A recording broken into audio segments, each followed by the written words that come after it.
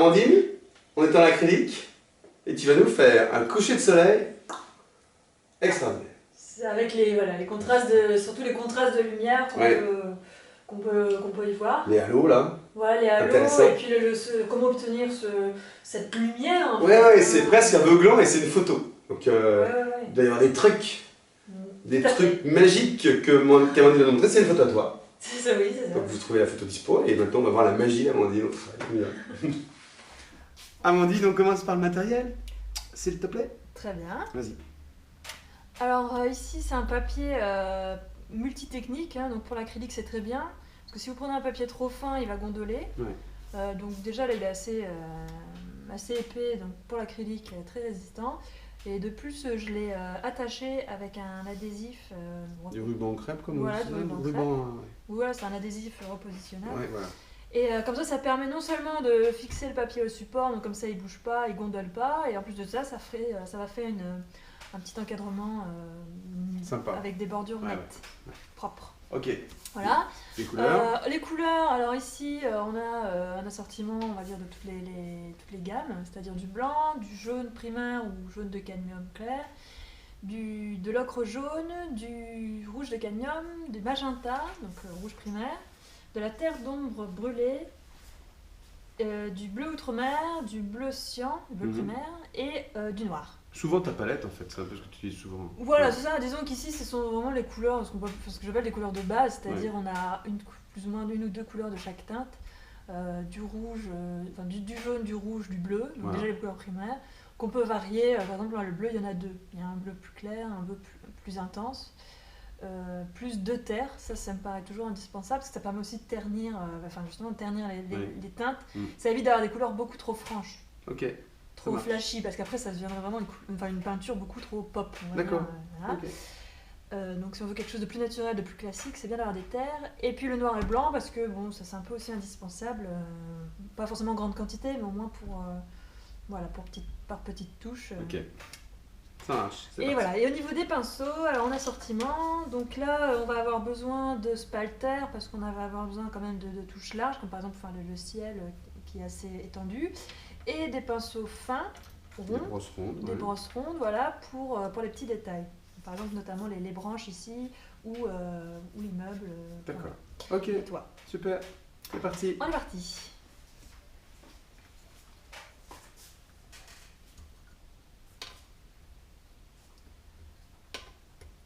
Donc la première chose à faire, une fois que le matériel est prêt, la première chose à faire est de bien regarder le sujet. Et quand je dis regarder, c'est essayer vraiment de le comprendre, c'est-à-dire comprendre la superposition des plans. Et ça va permettre de savoir par quoi on va commencer. Donc, par exemple ici, c'est évident qu'on va commencer par faire le ciel, tout en laissant le blanc, le soleil pur en tout cas. On va surtout pas le salir par une quelconque teinte, parce qu'en fait pour arriver à cette luminosité là, c'est simplement en contrastant. Donc c'est les couleurs qui vont être à côté qui vont rendre ce blanc lumineux. Donc la première chose à faire c'est faire le ciel, et ensuite tous les autres plans se superposeront. Alors on y va.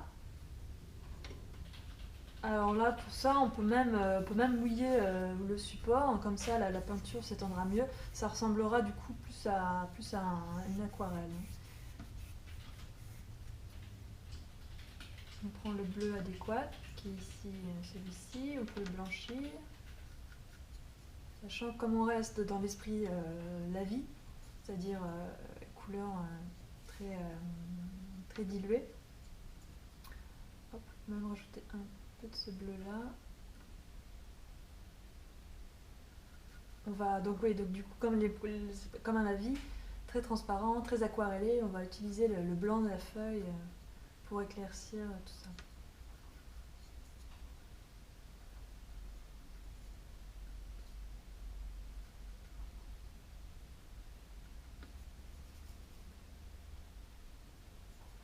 Alors là on voit par exemple que c'est beaucoup trop bleu, c'est pas la teinte que l'on recherche, on modifie.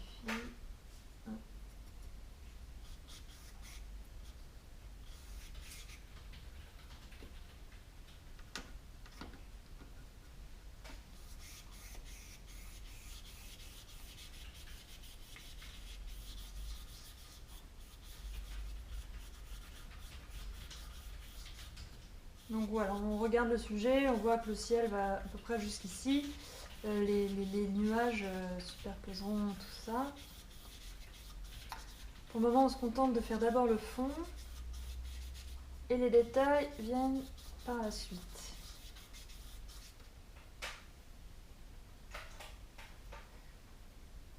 Alors ici, on voit que c'est un peu plus violet.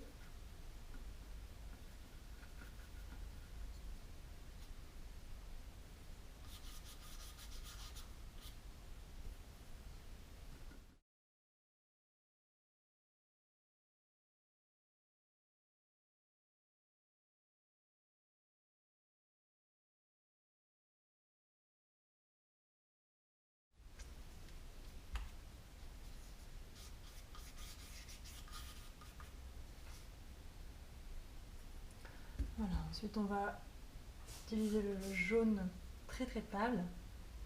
On peut même mettre un peu légèrement un peu de rouge parce que on a une teinte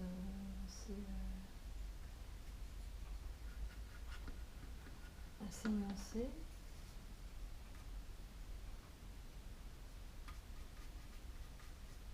Donc là on peut déborder sur le dessin. Ce n'est pas bien grave puisque, comme je le disais, c'est une histoire de superposition de plans. Alors là, attention de laisser le soleil blanc.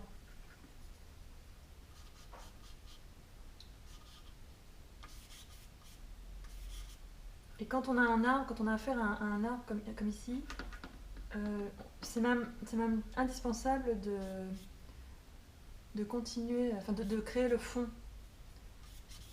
Parce que sinon, vous allez créer les feuilles, et ensuite il va falloir revenir par-dessus pour créer l'espace entre les branches, entre les feuilles, les petites lumières ici. Alors que si on peint directement le fond, du coup on n'aura pas forcément besoin de revenir pour créer cet espace.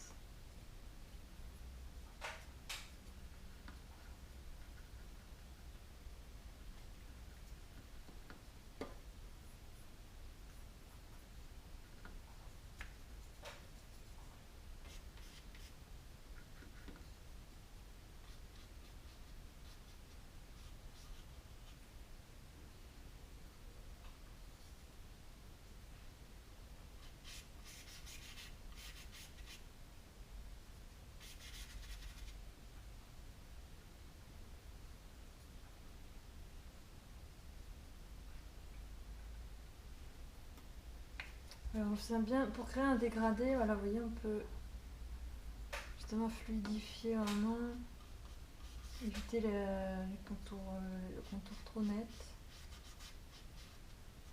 Ça, on y arrive en mouillant comme ça.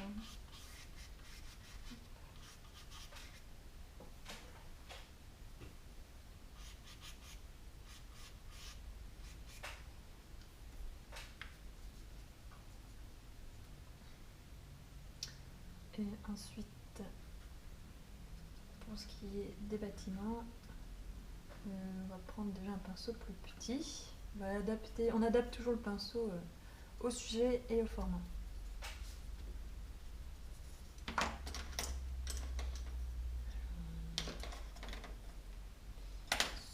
Celui-ci va bien. Voilà.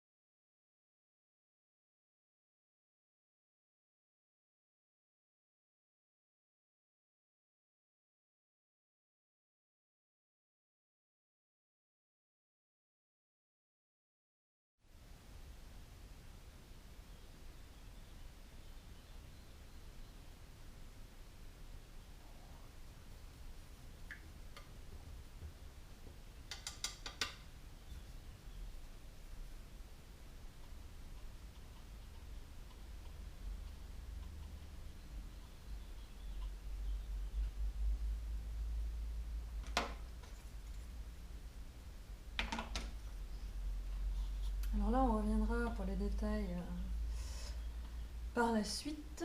Là, on va donner les effets justement ici. Donc pour ça, on va diluer de nouveau la couleur. En fait, on va représenter les bandes foncées parce que c'est toujours plus facile de foncer que d'éclaircir. Donc pour ça, hop, on trouve la bonne teinte.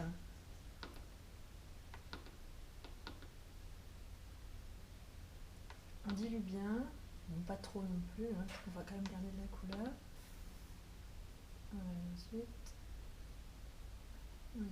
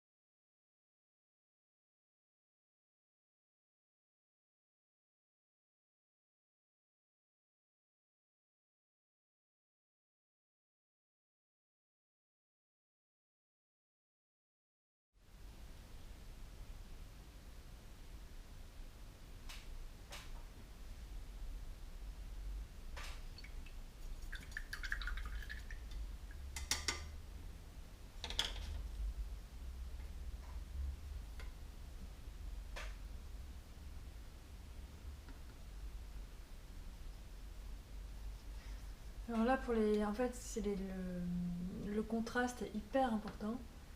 Parce que plus il y a de contraste, plus il y a de relief. Et donc, pour avoir du contraste le plus foncé, l'extrême opposé du blanc, ça reste le noir. Ça peut aussi marcher par complémentaire. Hein. Les couleurs complémentaires servent aussi à créer des contrastes. Mais là, dans ce cas-ci, on contraste davantage entre le blanc et le noir. Donc là, n'hésitez pas à utiliser du noir pur.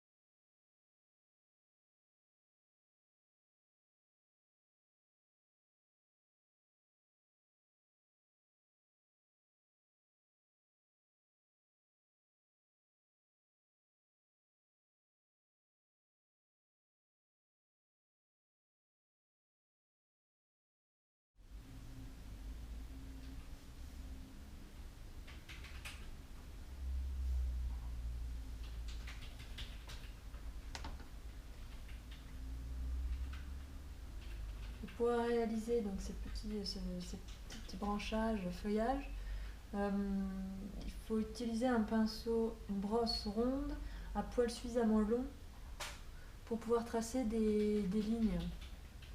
Si le poil est trop court, dans ce cas, vous obtiendrez c'est plus pour faire des points, des retouches, ce qu'on appelle des retouches, et ça stocke pas suffisamment l'eau. Donc il y a une vidéo déjà sur ce sujet, sur les différents, comment utiliser son pinceau et sur les différents pinceaux justement.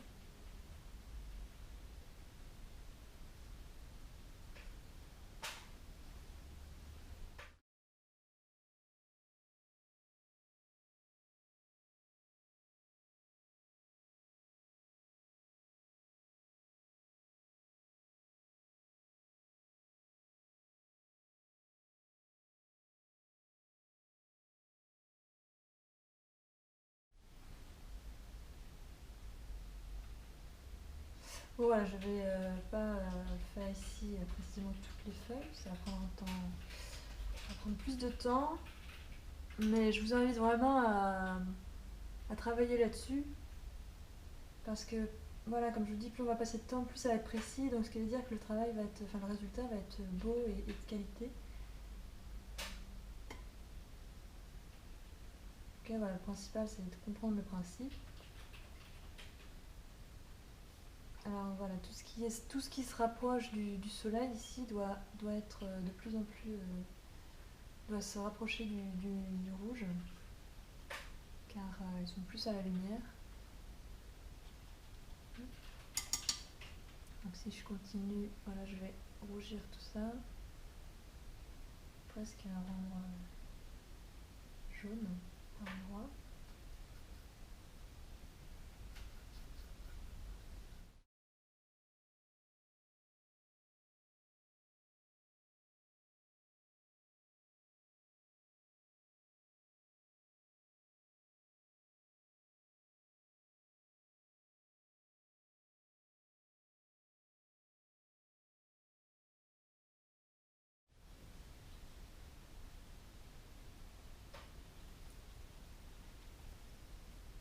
Voilà, si jamais, comme moi, là, vous avez fait... Enfin, ça manque justement de d'aération dans l'arbre. Dans ce cas, vous revenez avec un pinceau fin et directement avec du blanc pur, par exemple, selon la couleur de la lumière. Ici, c'est blanc. Et vous pouvez revenir et créer des petits points. ça va créer de la lumière. Enfin, en tout cas, c'est de la couleur du fond. Hein.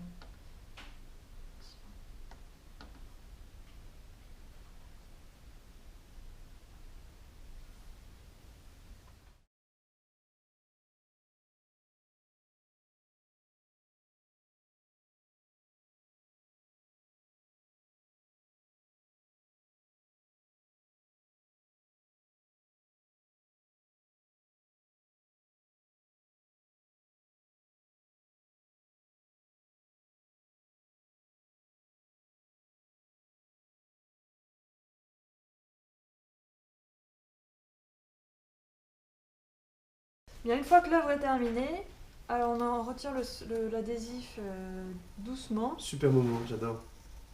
Alors, je me carton. Ouais, c'est pas grave. Ouais, et là on voit, ouais, c'est cool. Voilà, donc là du coup ça permet d'avoir une œuvre, enfin un travail beaucoup plus propre. Oups, voilà,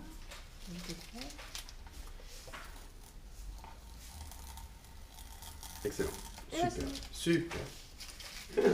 C'est terminé, c'est magnifique. C'est magnifique, c'est toujours plus beau que l'original. Avec Amandine. Des petits conseils pour conclure tout ça? Oui, c'est que la lumière vient du contraste, tout simplement. Que ce soit le relief ou l'intensité d'une lumière, c'est seulement parce qu'il y a un contraste. C'est dingue, on a l'impression que ça perce là, ça perce de là. Voilà, donc pour qu'il y ait une lumière, il faut qu'il y ait une ombre à côté. Alors là, du coup, c'est progressif, c'est-à-dire qu'on part du blanc, ensuite on part au jaune, au rouge, jusqu'au noir, au noir pur. Ce qui contraste, parce que le noir pur est forcément le plus opposé, le plus contrastant par rapport au blanc. Donc voilà, c'est juste ce travail-là, cette compréhension-là. Et ça s'adapte pour tout, que ce soit le portrait, les natures mortes, n'importe quoi. Si on veut créer une lumière, il faut mettre une couleur qui contraste à côté. Super, merci beaucoup. À vous maintenant, entraînez-vous. Puis cet exercice, super sympa à faire, c'est magnifique.